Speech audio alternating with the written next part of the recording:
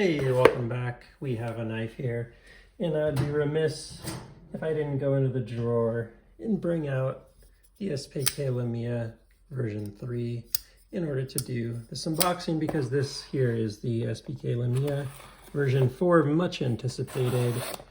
I think maybe as much by Alex as by anyone else. I've never really seen Alex get super stoked on his own product before, and there are some things that I think just as a machinist and builder that he really loved about making this. Let me pull this one off screen and just get this receipt out of here. Oh, cool. It's got some stickers in here.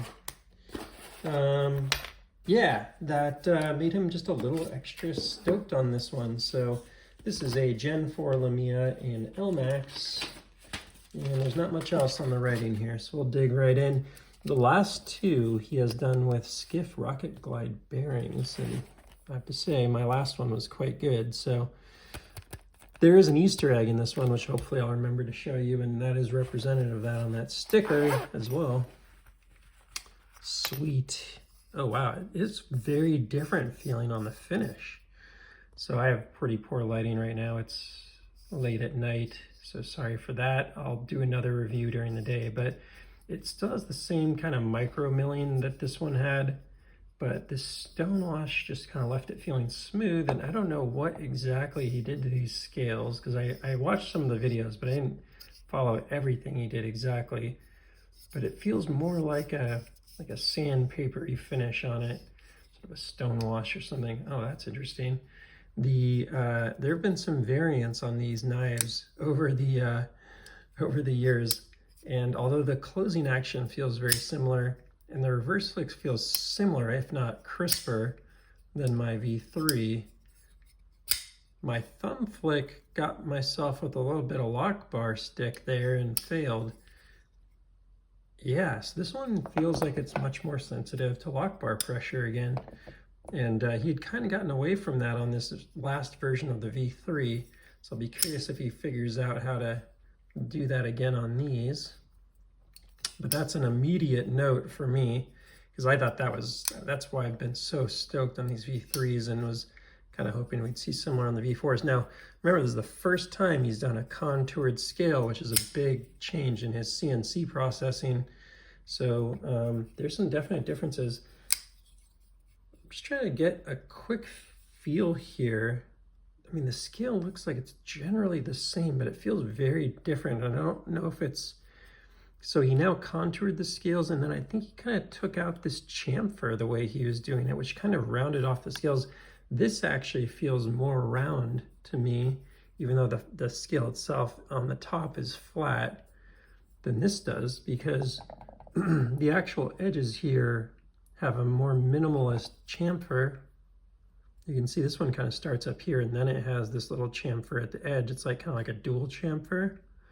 It's almost like a virtual contour. This one has a contour in the scale itself, but then the edge contour is not. So it actually feels a little sharper in the hand, which is not what I was expecting.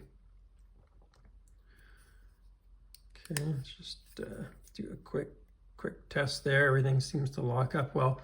I like the he was pretty fired up. I think it was, I can't remember which company it was, but tie connector or something, only had this connector in stock with these dots on here, these 6 dots, and he was pretty fired up that he didn't want that on there. But I actually think it's a nice touch. It kind of adds some variety from his usual just kind of round style dome hardware. So I kind of like that.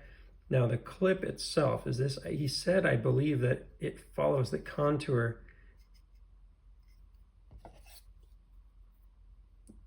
I never really noticed that it kind of went off onto its own like that on the side.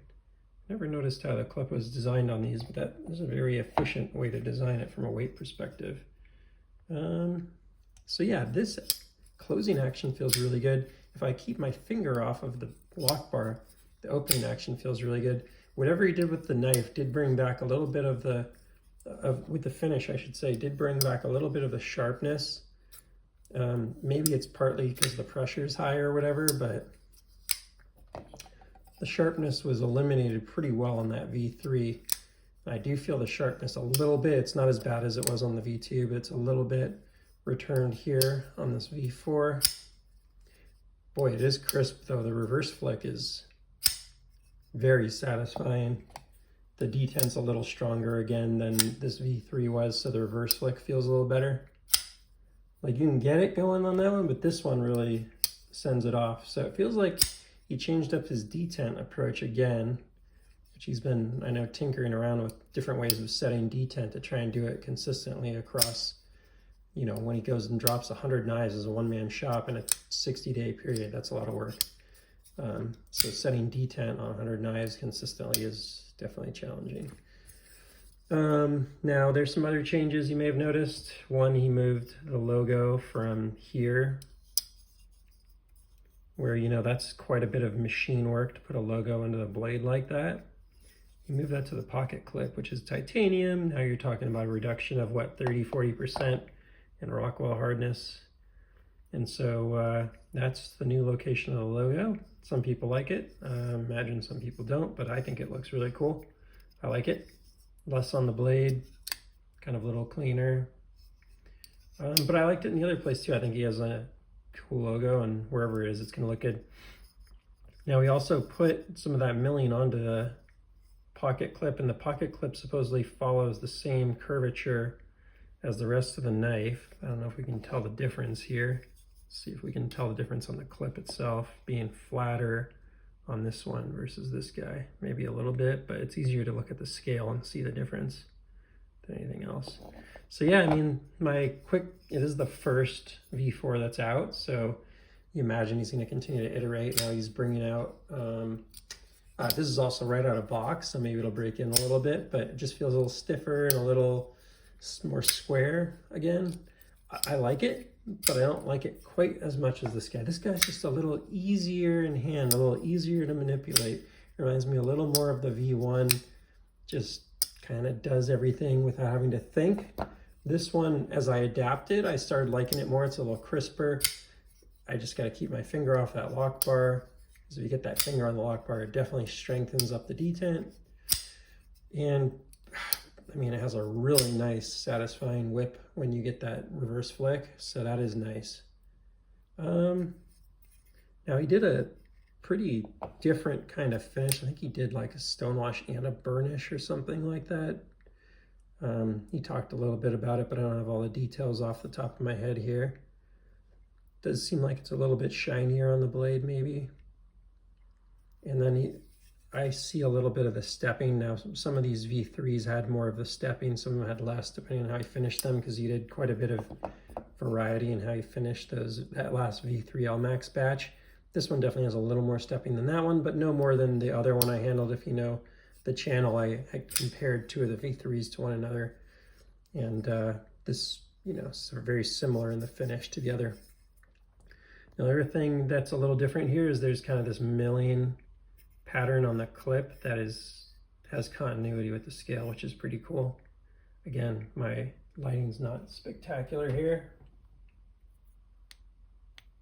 so maybe I can try and illuminate that with a little pocket flashlight here a little bit. So yeah, that's kind of a nice touch.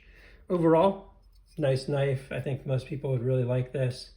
I can see some improvements over the V3, but I wouldn't say that this is better than the V3 yet.